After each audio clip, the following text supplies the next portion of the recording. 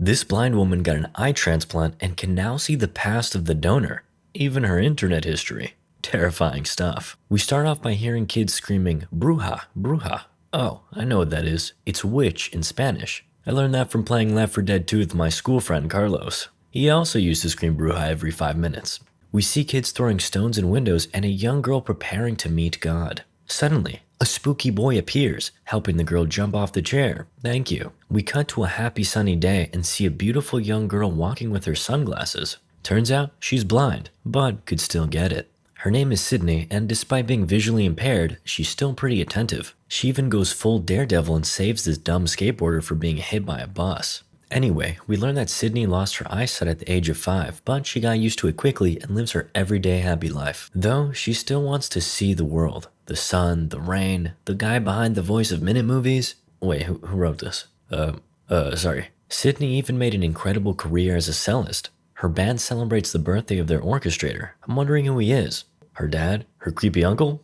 Why does he hug her so intimately? Before we can answer that, Sidney goes home. She seems to be pretty nervous about something. One of the hotel workers, Miguel, advises Sidney to have 2 shots of sherry. Apparently, it calms the nerves. Turns out, Sidney has a vision restoring operation tomorrow. Doctors will help her see the world again. And just like that, she wakes up in the hospital. And immediately, something terrifying appears. Cancer. This is Alicia, Sidney's new friend.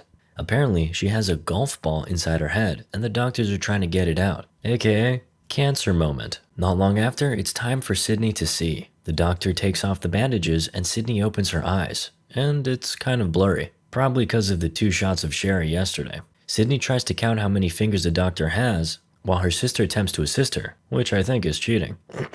Anyway, Sidney is still a bit dizzy from yesterday. She even sees some shadows. Okay, maybe something weird is going on here. She gets back to her bed to have a rest. In the middle of the night, Sidney wakes up when her roommate, Miss Hillman, stops her usual heavy old person breathing, gets up, and says, I don't want to go. She then proceeds to walk away with some type of weird shadow. The CGI budget was low. Sidney follows.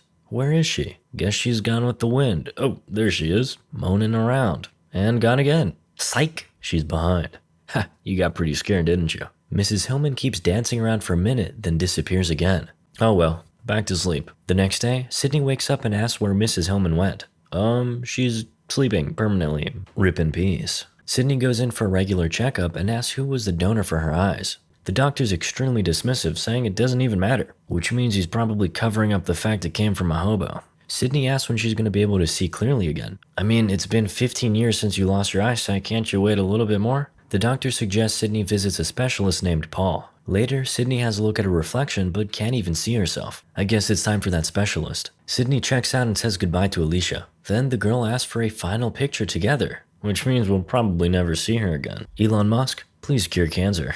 Sidney finally goes home and enjoys her new life. Oh, surprise party. We meet many new blurry people that we'll never see again. Sidney seems to hate parties, so she goes off to be alone. Relatable. Finally, Sidney is alone to enjoy her violin. Wonder how she plays the skin flute. She hears something in the kitchen and goes to check. She takes interest in the oven and goes to touch it. And now she's on fire. Just kidding, it's a nightmare. Sidney wakes up and looks around. The walls begin to change like she's dreaming. Actually, kind of looks like one of those augmented reality things. She checks the clock and it's 1:06 a.m. The next day, Sidney heads in to meet the specialist. Dr. Paul says Sidney is okay, but she's probably in shock. You see, there's just too much information around to acknowledge. She's not used to it. He decides to take her out for a walk in the real world, so she gets even more confused. All the new sights are equally intriguing and confusing for Sidney. Slowly, she starts to enjoy her new life, until she hears some voices in a hall. It sounds like some kid is crying, which is never a good sign. She stumbles upon a kid sitting on the floor. He asks her if Sidney has seen her report card. Nah man, I dropped out. The boy is scared of how his father's going to react. He just disappears. Sidney refuses to consider these visions a problem and continues her daily routines. But her orchestrator can tell that something is up with her, which he deems as the best time to make his move. The dirty dog takes Sidney out for a coffee. At the cafe, he leaves her for a moment, and then it's time for a new hallucination. Damn, what did he put in her coffee? Whatever it is, it hits different, and Sidney ends up falling from a chair. She claims she saw a woman, but there was nothing there. Afterwards, Sidney gets back home, and I gotta say, the girl's got some cojones. That's some more Spanish for you. I don't remember what it means though. But yeah, there's zero chances I could sleep alone after all this stuff happening. Sidney hops in bed and the clock reads 1:06, which means it's time for a new nightmare. We got fire, a little girl screaming, a scary bald guy, kids throwing stones, bruja. We've definitely seen this before. Sidney wakes up and keeps hallucinating. A rope in the chair from the beginning. This must all be connected somehow. Sidney takes some more tests, but Paul says her eyes are fine. She tells him about the hallucinations, but Paul thinks this silly girl is making things up. He reminds her that as a musician, she has a particularly vivid imagination. Upset, Sidney goes back home and greets her new TV and Netflix subscription. Wait, what's that? Smoke coming from the door? Instead of heading for the fire escape, Sidney decides to take things slowly. She takes a peek out the door and we get another obligatory jump scare. Her room smokes up, then she's suddenly in a room full of fire and burning people. We see a little girl, 1:06. Sidney awakens and finds her arm has burn marks, but then they fade away. New power unlocked. Healing factor. Top 10 anime powers. Anyways, Sidney goes out for a walk. Finally, I feel so uncomfortable being in that apartment. She tries to call her sister, but she's out, then almost gets hit by a car. She was way more perceptive when she was blind. Then, suddenly, a woman goes through her. Turns out this woman literally just died, which means she's a ghost. Ew, and that CGI thing grabs the girl. After, Sidney goes to chill out at a Chinese restaurant. She hits up Paul for some late-night teriyaki chicken, but then she notices that things feel off. The people around her are like zombies. They don't seem to notice her at all. Then everything around starts burning, and in an instant, the whole place gets blown up. The hallucination ends, and Sidney finds herself standing in the ashes. Pity, I was hoping to get spring rolls. At least Paul came through. Sidney opens up about all the things she's been seeing and experiencing, and Paul tells her she's crazy. Instead of proper treatment, our doctor here prefers to emotionally scream at Sidney and traumatize her even more. What can I say? This is American healthcare. After the abuse, Sidney gets back home. She wants to get back to Netflix. There's a new season of Stranger Things. However, she stumbles into an old perv in an elevator. Don't worry, they'll disappear when you turn 30. Fortunately, she acquires some common sense and slowly walks away. She inspects the elevator cameras, and the guy isn't there. Then a couple walks into the elevator and don't see him either. He must be a ghost. She waits for another elevator and it seems to be all clear. Until she gets in. She sees its reflection. He's behind her. Sidney starts spamming the elevator buttons, hoping it'll make it go faster. It doesn't work and the ghost slowly approaches her. We get a peek at his face, or what's left of it. The elevator opens and Sidney just makes it out and rushes to her door. And there's this annoying kid again. Again, he asks if she's seen his report card. Why don't you just drop out and trade NFTs or whatever? Turns out, he's a Terra Luna investor. So naturally, he jumps out the window. Sidney tries to save him, but it's too late. They've already launched Terra 2.0. And he's back inside. Sidney rushes off to her apartment and shuts out all the lights. Obviously, to make the ambiance even more thrilling. And we hear clocks saying 1:06. Sidney spends her next few days in her bed, not answering the annoying phone. Her sister's been calling, worried. Eventually, Paul comes to see her and finds that she's been hiding her eyes from the light. Paul is disappointed. He implores her not to be such a scaredy cat. If only he knew how bad things really were.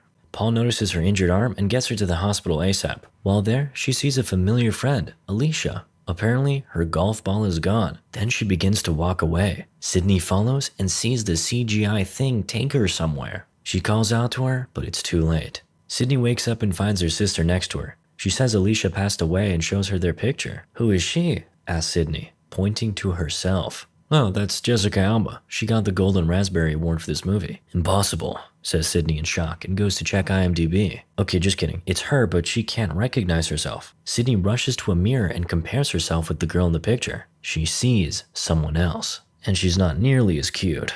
It looks like instead, Sidney is seeing her eye donor in the mirror. She gets to Googling and learns everything about something called cellular memory. She goes to Paul to share her findings. Apparently, he already knows all about it. Of course, he's a doctor. Well, this information would have been useful, man. Sidney asks Paul to find her eye donor, but Paul mentions he can lose his license, which is the only thing that proves he's totally not a fake doctor. Sidney is jealous that he finds his license more important than her. Her manipulative tricks immediately work, and Paul feels guilty. Simp. After, Sidney goes home and finally she has some company, her sister. They get in the elevator and are accompanied by a Chinese woman. Sidney looks at her kind of funny. When the woman leaves, the little ghost boy is right behind her. Sidney is terrified and the woman notices. Suddenly, she says, "It's my Tommy, isn't it?" Whoa, who's Tommy? Asks Sidney's sister. Her son. He's dead. Huh, interesting. Next up, Sidney is in the shower. Potential thumbnail? Too risky. She gets out of the shower, stares at the mirror, and tries to contact her eye donor. Okay, you asked for it. Her eyes are forced open and she gets to see some more hallucinations. 106, screaming girls, flames. Yeah, I'm used to this by now. Sidney decides she's gonna get to the bottom of this all on her own. She heads off into a taxi, but then Paul stops her. Fortunately, the simp did all the homework for her, and he decides he'll ride with her all the way to Mexico to find the donor, or rather what's left of her. Thank you, Paul. You're my best friend. Uh-oh, he deserves better. Sidney's curious why he changed his mind. Perhaps he believes her? Well, by the look at his desperate eyes, I can tell you at this point, he doesn't care. Crazy or not, alive or dead, my man is on a mission. We find out that the eye donor's name is Anna and her mother worked at a factory. During the drive, a spicy boy hops at the car. This prompts the pair to stop and investigate further. Apparently there was a fire here. The local boys tell them that it was the bruja who did it, aka witch. Looks like we're starting to see the whole picture now. Paul and Sidney find Anna's house and her mom inside. She isn't happy to have guests, but the moment she sees Sidney's eyes, she realizes that they're her daughters. Turns out Anna was indeed on that witch life. She could see dead people. Anna could predict when someone was close to death, but no one believed her. They thought Anna was the one who brought death, but no, she only saw it.